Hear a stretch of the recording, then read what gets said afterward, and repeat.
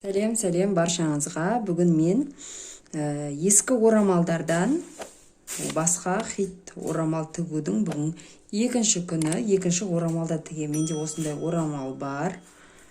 Осы орамалдан жаңа орамал тігетін боламын. Осындай үлкен моншақтары бар. Примерно 1 метрге жетпейді, где-то 90 сантиметр. Осыны біз қазір жаңа орамалға айналдыратын боламыз. Енді мен бүгін тігейін деп тұрған орамалымның аты ол байламсыз орамал. Байламсыз орамалды осы орамалдан тігетін боламын, өйткені бұның көлемі үлкен. Енді бізге керекті лека аламыз. Мен осындай маңдайына қоятын таңдап алдым. Мынау общий менде 40 сантиметр. Егер сіздің басыңыз үлкенірек болса 44 сантиметр етесіз. Осыны ұзындығын 44 сантиметр етіп аласыз. Менің басым кішкене шамалы кішкентай болғасын мен 40 сантиметр етіп алдым. Қалған өлшемдердің барлығы сол күйінше, тек басыңыз үлкен болса мынаны 44 сантиметр етіп алатын боласыз. Біз әуелі орамалымызды екі бүктеп қырқып аламыз. Яғни сіз былай тігетін болсаңыз бірге 1 сантиметр, үш жағы да 1 сантиметр етіп пішіп алатын боласыз. Орамалымызды дәл мына осылай етіп үш бұрыштап екіге бүктеп алдым. Енді осының қақ ортасынан бөлетін боламын.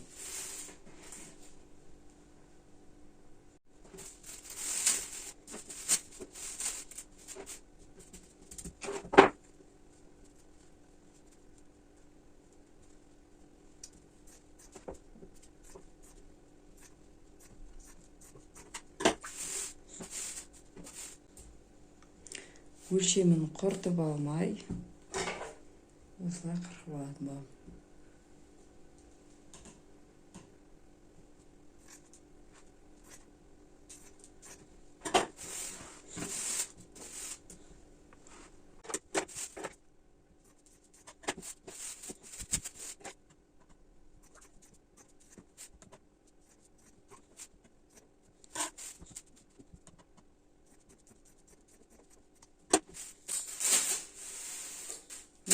Орамалымызды екіге бөлдік.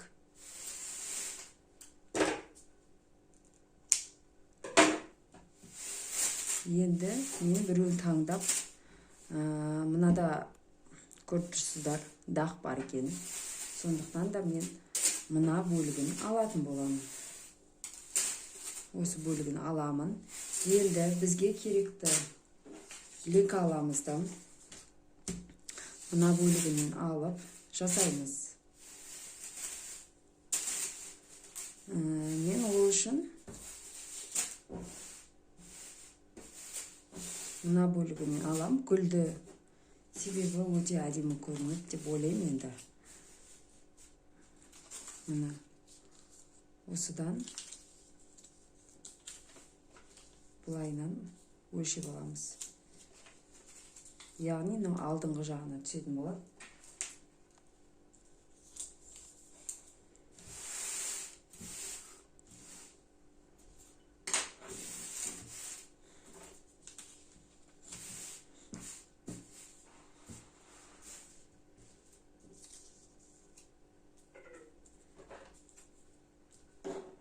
Так.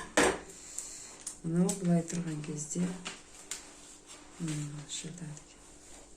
шамалар бұлай алайық.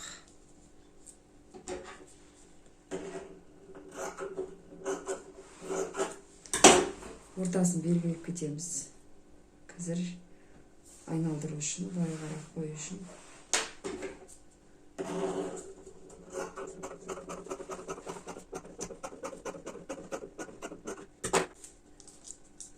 Енді осыдан бұлайынан тігеміз. Бұлайынан қойып келесін қырқып аламыз. Қырқып алғанда мына жағы мен белгілеп аламын. Өйткені жылжып кетіп жатыр.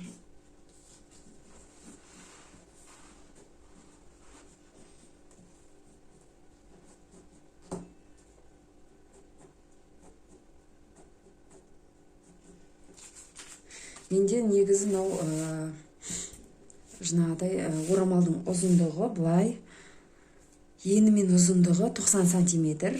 Сіздер 1 сантиметрлік орамалдарды алсаңыздар болады. Негізі байламсыз орамал сол 1 сантиметр, жан жағы 1 сантиметр болу қажет. Мен енді басым кішкентай болғасын, маған осы жарайды.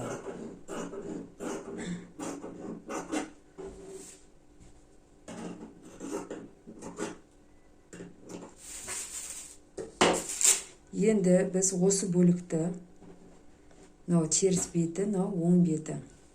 Осы бөлікті мынадай дублеримен жабыстырып аламыз. Менде енді бар қалған осы бөлік болды. Осыны пайдалана беремін. Осылайынан қойып, мен қазір артық бөлігін кесіп тастаймын. Осылай дублеримен жабыстырып аламыз қатайту үшін. Енді оны өтекке барып жабыстырып келемін. Міне осылай жабыстырып, артығын қырқып, осылай өтектеп алдық. Енді осыны тағы өтектеп алу керек. Осылайына жатқызып, қазір тағы өтектеп аламын. Міне осылай өтектеп, дублеринді жабыстырып алдық. Міне бірден 2 бүктедім. Мына алдыңғы беті, мына артқы беті. Ендігі кезекте біз жаңағы орамалымызды оверлоктап аламыз, немесе мен қазір енді оверлоктамаймын, өйткені оверлогымның инесі сынып қалды. Сондықтан мен қазір мынадай тігіспен тігемін. Мынадай көрдіңіздер ме, өзінде тұр, московский шовны. Дәл осындай етіп тігетін боламын мына жағын. Әуелі бірінші орамалды 2 бүктеп аламыз, қақ ортасын тауып. Осылайынан қақ ортасын тауып аламыз. Міне қақ ортасы мына жер. Соны белгілеп аламыз. Енді мына жерден де қақ ортасын белгілеп аламыз.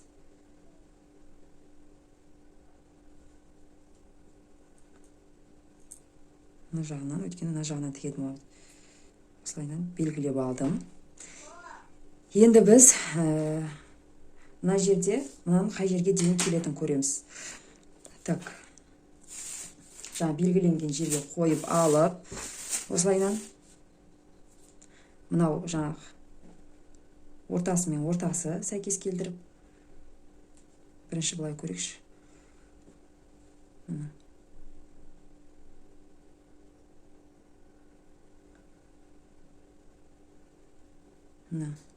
Осы жерге дейін келеді екен.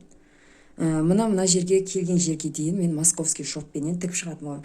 Яғни мына жағында и мына жағын. Ал мына жағын, осы жағын қалдыратын боламын. Осыны белгілеп аламыз сразу. Шамалы қисық кеткен сияқты ма?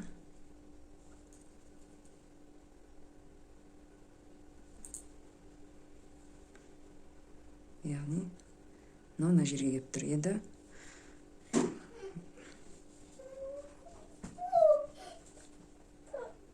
осылайынан екі жерін белгілеп алып, московский шовпен тігіп аламыз. Егер де сіздерде оверлок болып, роликі жаңағыдай шоу болса, сонымен жасауларыңызға болады. Міне енді орамалымызды мынау белгілеген жерге дейін московский шовпен тігеміз. Әуелі 0,5 етіп бұлайынан бір тігіп шығамыз.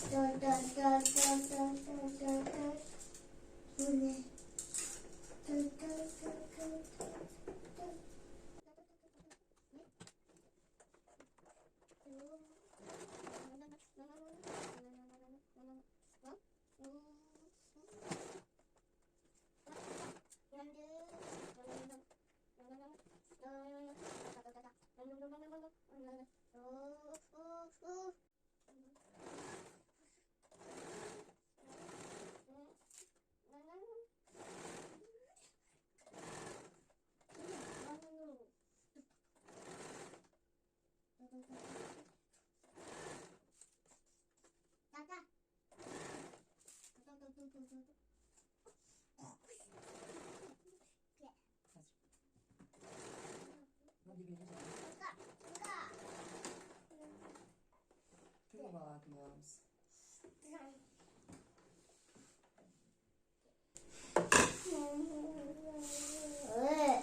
Міне осылай болды. Міне осы артық жерлерін осылай қырқып шықтық. Енді осылайынан қойып отырып, тағы мынаның үстінен тігіс беретін боламыз.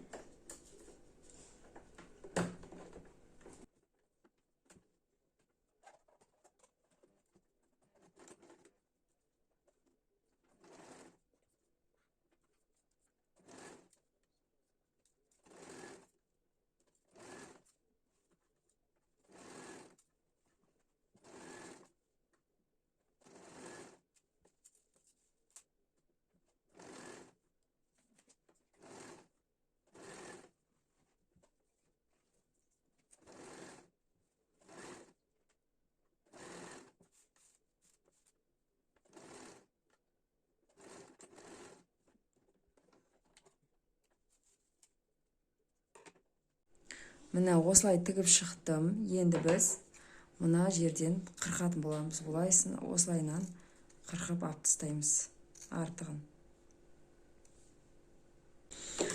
Осының бәрін қырқып шығу керек. Содан кейін барып біз мынаны тағы бір қайырып тігетін боламыз. Осылайынан қайырып тігіп үстінен осының барлығын, мынандай барлығын қырқып тастаймыз. Осындай шеттерін. Содан кейін тағы қайырып тігетін боламыз. Міне осы артық жерлерін осылай қырқып шықтық. Енді осылайынан қойып отырып, тағы мынаның үстінен тігіс беретін боламыз.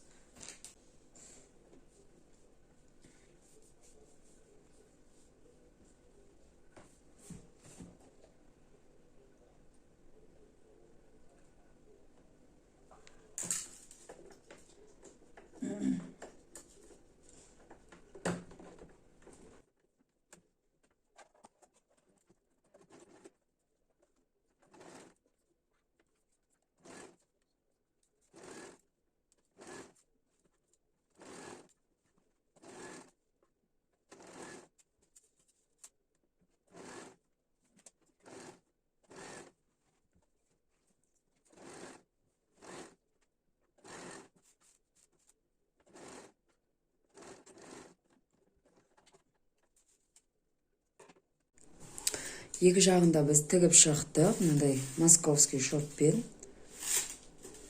Осылайынан мына тігілетін жерге мына жағында тігіп шықтық. Мына. Енді алдыңғы жағын тігетін боламыз. Ол үшін жаңағы белгілеп алған жерменен қадап аламыз. Осылайынан, мынау ашыне қарайды мына жағы.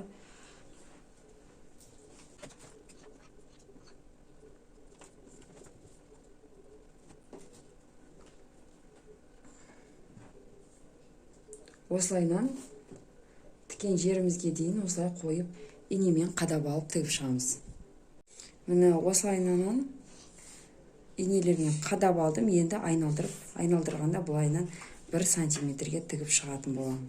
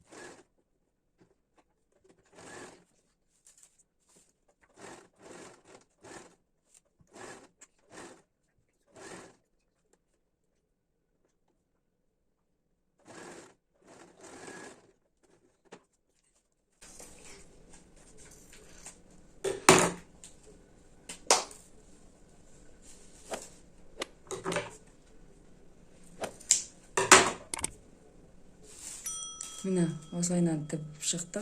Енді бұны оверлоктап аламыз, немесе жаңағыдай машинканың тігістерменен жаңағы тігуге болады.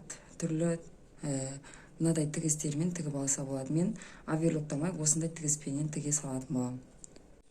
Мен әуелі мынадай настройкаларын жөндеп аламын. Мына тігіске апарамын. Бұл оверлок сияқты шамалы. И мына жерден бұлай қойып аламын. Менде қазір оверлок істемей тұр, сол себепті осындай тігіспен тігіп алатын боламын.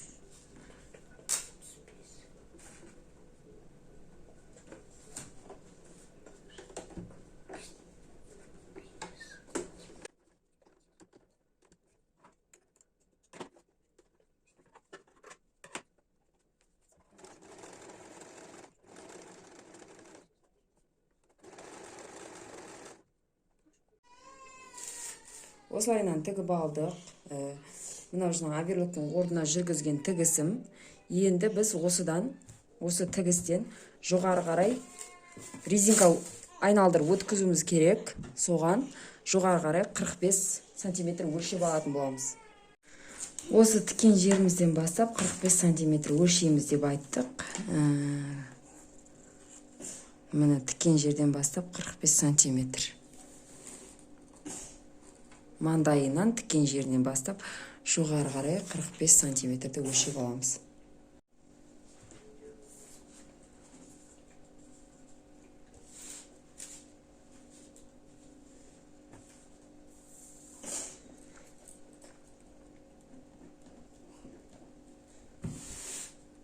Осылайынан белгілеп аламыз 45 сантиметрімізді. Содан кейін мына жақтан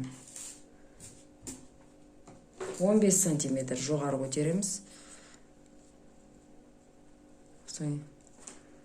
15 сантиметр.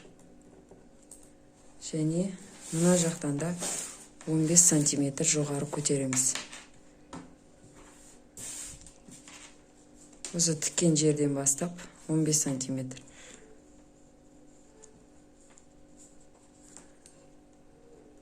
Енді осы бойынша айналдырып, осы жерден бұлайынан шеймен сызып шығамыз. Яғни айналдырып дөңгелететін боламыз. Жаңа 45 сантиметрге дейін дөңгелетіп сызамыз.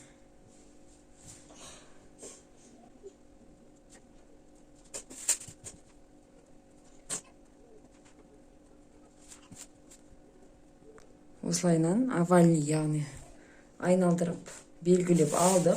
Енді бізге резинка қажет болады жинау үшін. Осындай ені 2 метр, мендегі бары ұзындығын 12 сантиметр боламыз. Міне, ұзындығы 12 сантиметр.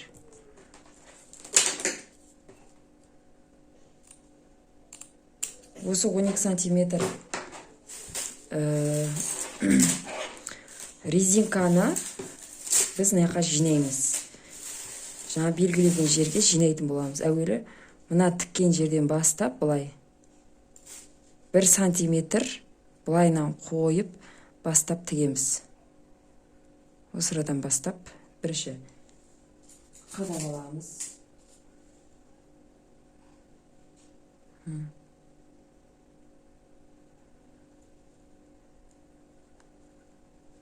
Қадап алып, осыны айналдырып резинкаға бойына жинайтын боламыз. Жаңаға белгілеген жерімізден бастап, жаймендеп жинап тігетін боламыз.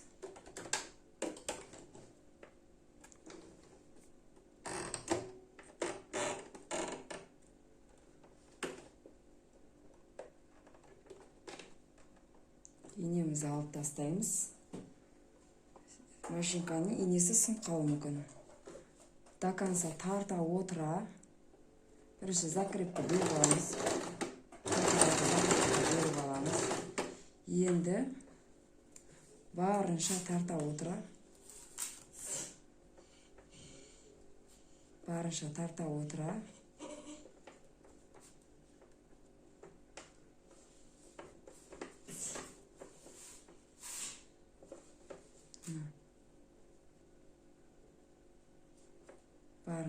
отыра тігіп алатын боламыз.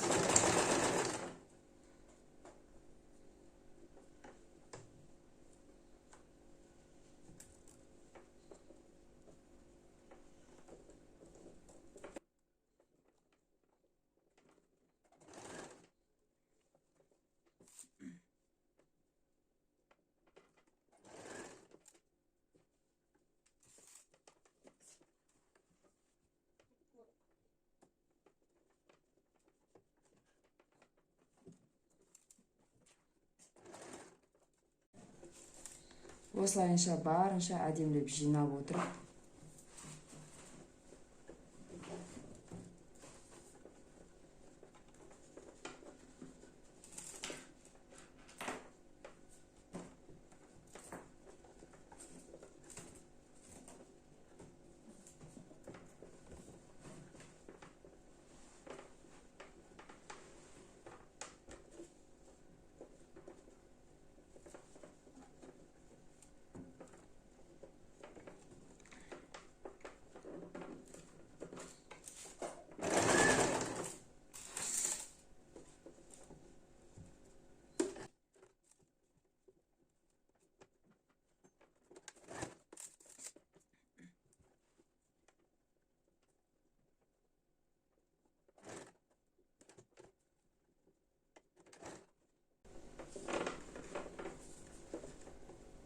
бір сантиметр осылайынан қойып бірден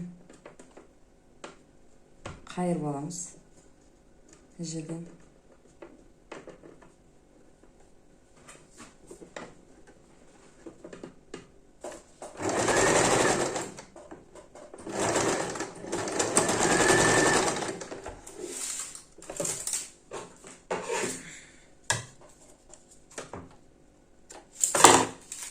Міне бізде осындай әдемі қазіргі дайын орамал шықты.